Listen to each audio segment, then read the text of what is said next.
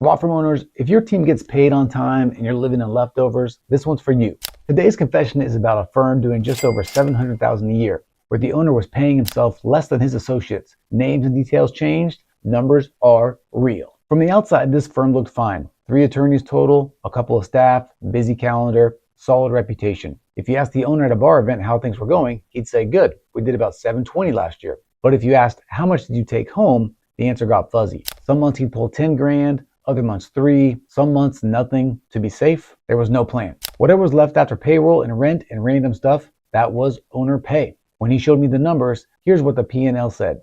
Revenue, a little over $700K. Total payroll for everyone else, healthy.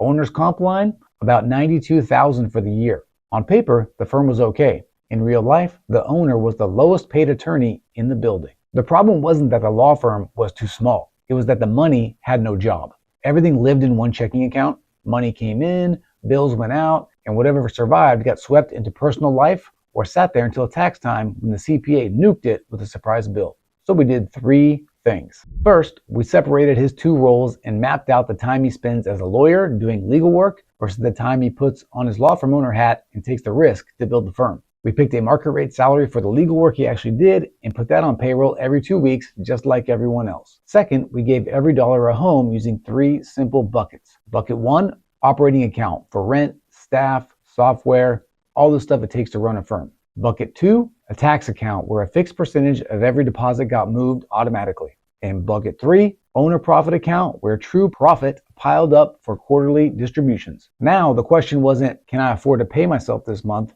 It was, did we hit our target margin? And how much of that profit pile can we safely take without starving the firm? Third, we checked his pricing and cost structure against that owner pay goal. If he wanted to pay himself, say, 30%, 40% of revenue over time, the current fees and overhead had to support that. That's where last week's P&L pricing work comes back in. Once the fees on his core work were fixed and the buckets were in place, something funny happened. Nothing about his revenue changed in the first few months, but his take-home pay jumped simply because the money finally had a plan. Here's your takeaway. If you can't answer in one sentence, what do I pay myself as a lawyer and what do I pay myself as the owner, your law firm will always feel like it's barely enough, no matter what your top-line revenue is. In our Trust in Books checkup, this is one of the first things I look at. We pull your P&L, separate your roles, and make sure your pricing and margins actually support you getting paid like the owner, not the intern. All right, let's open up the mailbag.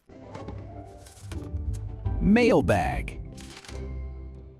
These are real questions from law firm owners like you trying to clean up their books and keep more of what they make. Question number 1. Chris, is there a rule of thumb for how much of my firm's revenue should end up in my pocket? I did around $600K last year. Some people tell me I should reinvest everything. Others say I should be taking 50%. I have no idea what's realistic. Okay, here's the truth. Everyone's going to fall on this continuum of keep it or reinvest it in different ways, depending on what your tolerance is for risk, what your goals are for your firm, and just what your personality is naturally. For example, I don't reinvest everything in my firm. I want to have a safety net. I have a family. I have kids. I need to eat. Okay, so I have to take some money out of the firm and use it to live on. I also am not trying to grow my business or my businesses as big as possible. I know some law firm owners who want to rocket to the moon and they dump absolutely every single dollar of profit back into more ads, back into more staff, back into more systems, back into more everything because they want to grow as fast as they can. I think the step 1 to answer this question is to first figure out what are your goals? What do you want your business to look like? What kind of lifestyle do you want? Where do you want to go with your business? And then based on that, you set the benchmarks that you're then going to meet. So you may say to yourself, look, I need 150K just to live off of. That's what I need to put in my pocket every year to start. Then you can back up into that over time, and the extra is just gravy. You can use that to reinvest in your firm. You can use it to do whatever you want. But step 1, to figure out what you want to do, not what everybody else is doing. And also, this is a super personal question, so you're going to hear what other people's answers are, but you have to understand that they may not have the same goals as you. Question 2, our revenue swings a lot month to month. Some months there's plenty of cash, others are scary. I like the idea of paying myself like an employee and then taking profit, but how do I do that without bouncing checks? A great question. This question is also very relevant depending on the life cycle of your firm, where your firm is at. When your firm is young, you're going to tend to have much more roller coaster type of revenue streams. If that's the case, then you need to plan for that. So if you want to put yourself on a salary, I would start low at first. If you need extra, then you can take it when you have the good months, and you can create a buffer when you don't need it and you have good months, and then that can sort of push you through the lower months. When I first started my law firm, I took a very, very low salary at the beginning, and I stair-stepped it up over time as the business grew. And then as your revenue gets more consistent, I would probably build a buffer. I'd build a safety net. I'd build a rainy day fund that just kind of sits over here. And then you can have confidence that you're going to be able to meet your payroll every month. You're going to meet your salary demands every month, and your business will grow into being a more steady, a more, rock solid type of revenue generator for you. And then you can really hit your salary based on that. I've been taking the same salary for several years. The rest is all profit. And that's what a lot of people do too. Hope that helps. Question 3. My payroll software and rent have all gone up, but my fees haven't changed in 3 years. Is there a rule of thumb for how often to raise prices and by how much? Before I answer this question, I wanted to let you know that this comes directly from what we talked about last week in last week's episode.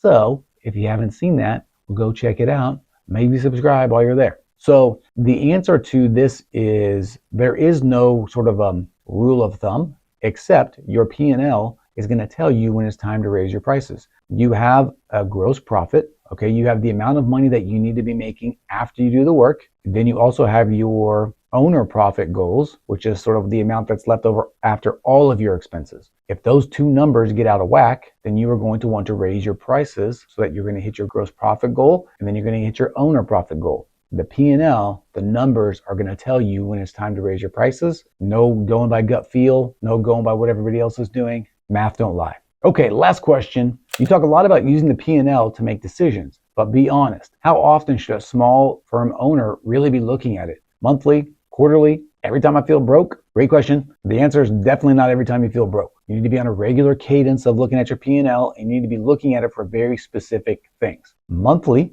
I would be looking at the P&L for these type of things. A, are we making any money?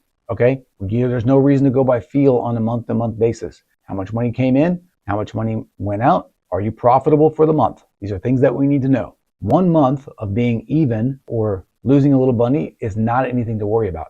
A quarter of not being profitable might be something to be worried about. A year of not being profitable as a law firm is probably something that you want to fix, but that'll give you an idea of what you're doing. What I also look for month to month are big variances on the same categories of expenses that we have every month.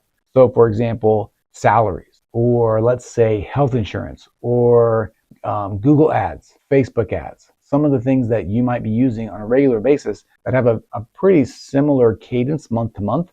If you see a spike in a given month, that is an alert for you to go look at that bill, to go look at that expense and make sure something fishy didn't happen. Make sure that your Google ads didn't get out of whack and a button got pushed and now you're spending double what you spent the month before. You want to go fix that before it's 6 months down the line and you've been spending that money every single month.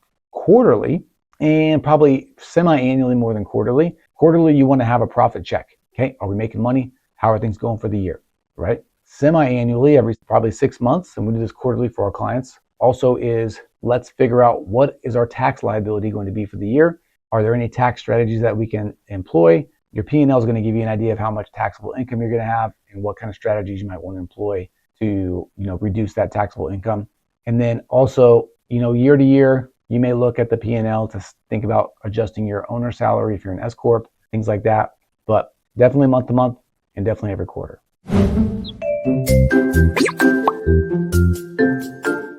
Welcome back to Big Bird's Tax Corner, where small law firm owners learn how to legally pay less in taxes and actually keep more of what they earn. Today's topic, your salary isn't what gets taxed. A lot of law firm owners secretly think if I just pay myself less, I'll owe less in taxes. So they starve their personal life, live on random draws, and hope the IRS is kinder because they didn't take much out of the business. Here's the problem. In most setups, the IRS doesn't care how much you paid yourself. It cares how much profit the business made. If your firm shows $250K of profit on the P&L, you can take all of it out. You can take none of it out. You can take out a weird number like $83,417. The tax system is still looking at that $250K of profit, not the exact amount you moved to your personal checking. So underpaying yourself doesn't magically erase the profit. It just keeps you broke while the tax bill still shows up. That's why I like separating things. Pay yourself a real salary for the legal work that you do.